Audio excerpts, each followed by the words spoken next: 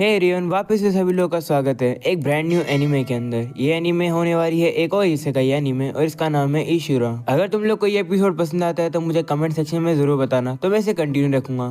शुरू करते हैं पहले एपिसोड को। एपिसोड 1 की शुरुआत में हम लोग देखते हैं सभी लोग अब शाम को एंजॉय कर रहे होते हैं। तभी अचानक से पूरी सिटी में अब भूकंप आने लगता है और जमीन भी टूटने लगती है और अब सिटी की बीचों बीच ही कोई चीज अब उठने लगी है। हम लोगों को अब उस जगह को थोड़ा सा पहले का सीन दिखाया जाता है। उस जगह का नाम है नागन लेब्रिंथ सिटी। नरेटर कहने लगता है कि ये स्टोरी है फर्स्ट 1 की, जिसका नाम सोजीरो है और वो एक विलो सोर्ड है। लेकिन अभी स्टोरी की शुरुआत होती है यूनो से। यूनो स्कूल की तरफ जा रही होती है, तभी उसके सामने से उसकी दोस्त जाती है, जिसके बाद अब वो लोग अपनी क्लास में आते हैं जहाँ पर प्रोफेसर पढ़ाना शुरू करते हैं। वो वर्ड आर्ट के बारे में बता रहे होते हैं कि ये वेरियस नेचुरल फिनोमिना को यूज करने की टेक्निक होती है। यूनो वहीं पर क्लास में बैठी बैठी अपनी दोस्त को ही देख रही होती है।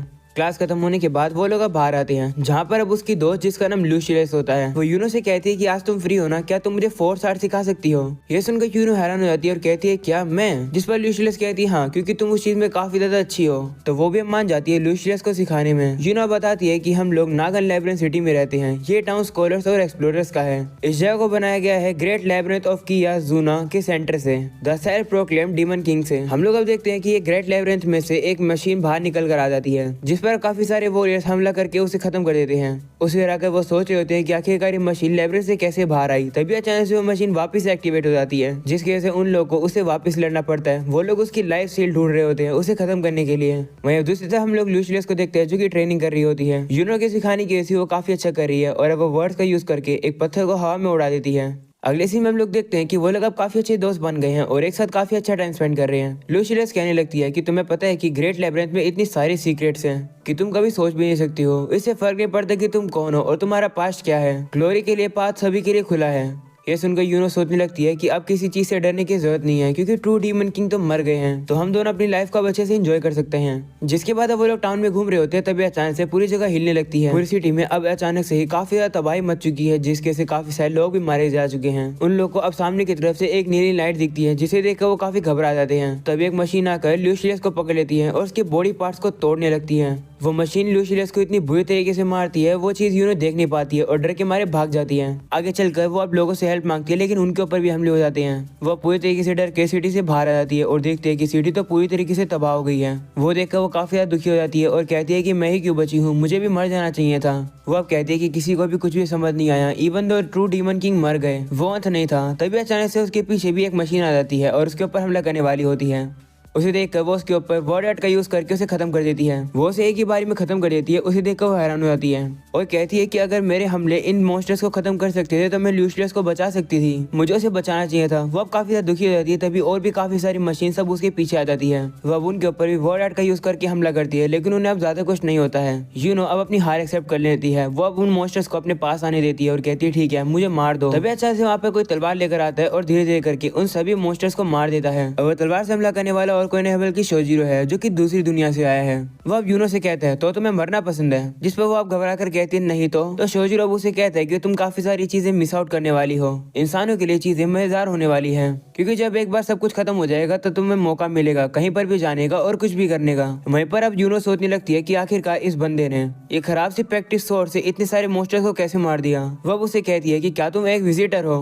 ये सुनकर सोजीरो कहते हैं ओ तो तुम अपने टाउन में हमें ये बुलाते हो, चलो मुझे जो ही बुलाना है बुलाओ, मुझे फर्क नहीं पड़ता। तो यूनो आप काफी सारी मशीन्स को मरा हुआ देखती है और सोजीरो से कहती है कि क्या तुमने इन सभी को हराया है। तो कहते हैं कि इस दुनिया में भी मशीन्स हैं, इन्हें क्या कहा जाता है, हाँ गोलम्स कहा जाता है। फर्क नहीं पड़ता है कि कितनी भी ज्यादा हो, मैं इस स्वॉर्ड के आगे नहीं टिक सकती है। ऐसा बोलने के बाद अब वो एक ग्रास को तोड़ के खाता है, जिसका टेस्ट उसे बिल्कुल भी अच्छा नहीं लगता है। तो यूनो से बताती है कि ये चीज पॉइजनस है, जिस पर वो कहता है मुझे लगा ही था। वो उसे पूछते है कि क्या तुम्हारे पास कुछ खाने का है। तो यूनो अब उसे कहती है कि तुम्हें यहाँ से भाग जाना चाहिए, भले ही तुम कितने भी ताकतवर हो, ये जगह पूरी तरीके से तबाह है। तो सोजीरो कहते हैं कि तुम गुस्सा क्यों हो रही हो, जिस पर यूनो कहती है कि क्या तुम देख नहीं सकते हो, क्या तुम बस अपनी एक स्वॉर्ड से इतनी बड़ी सी चीज को हरा सकते हो। हम लोग को पता चलता है कि जो सिटी के बीच में लेब्रिंथ थी वो खुद ही एक काफी बड़ा गोलम बन गई है। यूनो कहती है शायद से ये मॉन्स्टर बनाया गया है डीमन किंग को खत्म करने के लिए। तभी अचानक से सोजीरो काफी तेजी से यूनो के पीछे चला जाता है और पता चलता है यूनो के पीछे दरअसल एक मशीन थी जो कि उसके ऊपर हमला करने वाली थी। तो सोजीरो उसके ऊपर हमला करके उसे खत्म कर देता है। वो वापस यूनो से कहते हैं तो तुम्हारे पास सही में खाना नहीं है,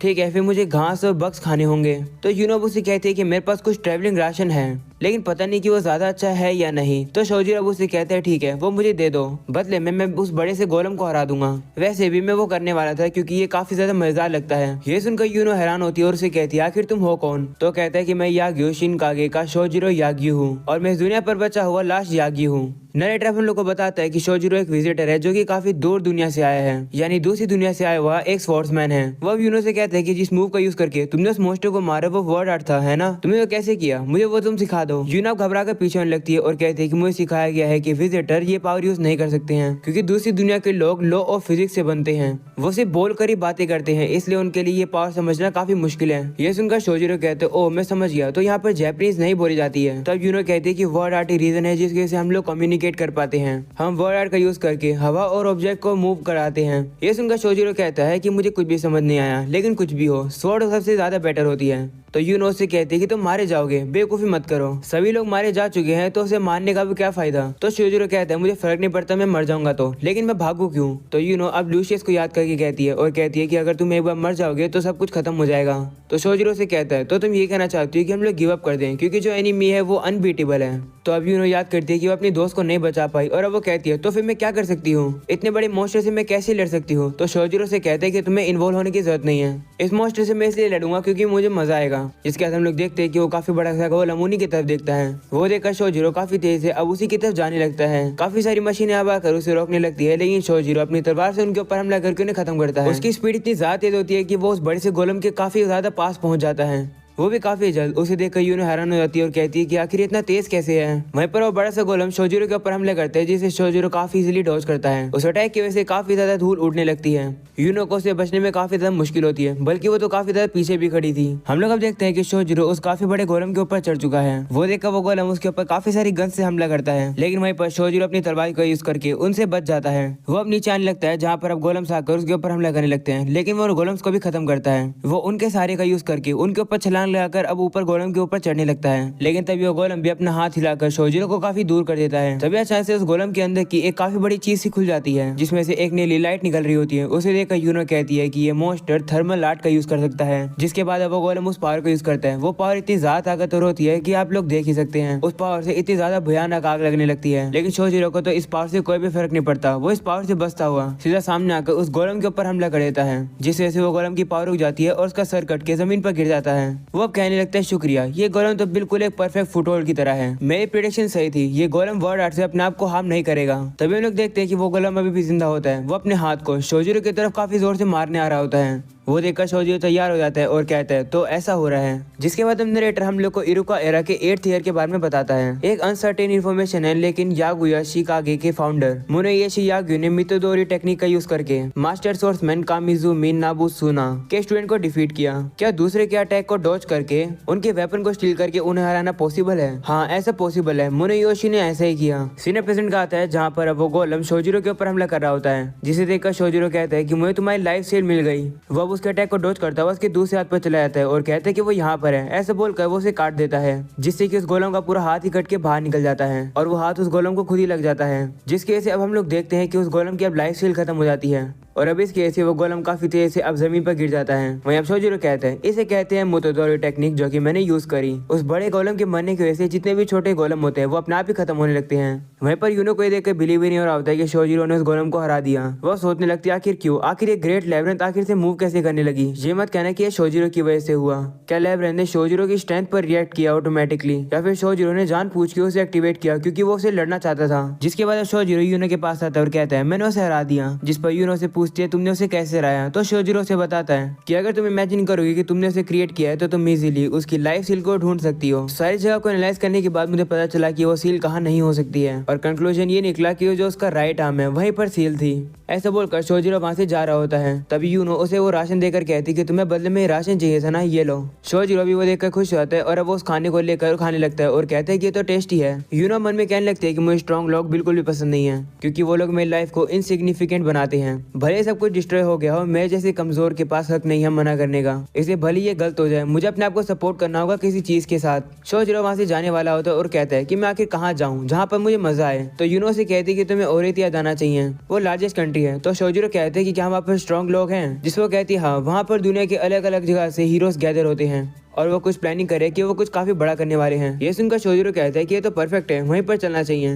वहीं पर अब यूनो सोचने लगती है कि हाँ, इस दुनिया के अंदर ऐसे भी लोग हैं जो कि शोजिरो को मार सकते हैं, जो कि उसे स्ट्रांग होंगे, उनसे शोजिरो भी नहीं जीत पाएगा। एक पर्सन है जिसे सभी लोग जानते हैं, वो है ओरिथिया के सेकंड जनरल रास्कले द एब्सोल्यूट। फिर है तो रोएदो ओफुल जो कि दूर माउंटेन्स में छिपा हुआ है। फिर है रैफ्रीड द हैच ऑफ ट्रूथ, कहा जाता है कि उसने unknown fifth system of word art को मास्टर किया हुआ है। फिर है काजुकी द ब्लैक टोन जो कि एक विजिटर है जिसने 9 साल पहले ग्रेट आइस फोर्ट्रेस को लिबरेट करा था। फिर है लुकनोको द विंटर जिसको आज तक किसी ने भी नहीं देखा है। यूनब कहती है कि इस दुनिया के अंदर काउंटलेस थ्रेट और ट्रूथ है जो कि बचे हुए हैं। मुझे जानना होगा आखिर शोजिरो है कौन और आखिर ये डिस्टेंट दुनिया है क्या। वो अब शोजिरो से कहते हैं कि मैं तुम्हें वहाँ पर ले जाऊंगी नागन की स्कॉलर होने के तौर पर, इससे ओरिथिया हम पर शक नहीं करेगा। तो शोजिरो से कहते हैं शुक्रिया इस चीज के लिए, इसका अब ये मतलब है कि तुम अब से कुछ भी कर सकती हो, तुम फ्री हो। ये सुनकर यूनो कहती हाँ सही कहा, शुक्रिया तुम्हारा भी। यूनो भी मन में कहती है कि मैं फ्री हूँ अब, जबकि मैंने सब कुछ खो दिया है। मुझे लगता है कि मैं कुछ वाइल्ड कर सकती हूँ। जिसके बाद शोजिरो यूनो से उसका नाम पूछता है, वो भी अपना नाम बताती है। वो अब कहती है कि मेरा नाम यूनो द डिस्टेंट टैलोन है। जिसके बाद हम नरेटर कहते हैं कि दुनिया भरी हुई है काउंटलेस शुरास के साथ, लेकिन स्टोरी है पहले शुरा की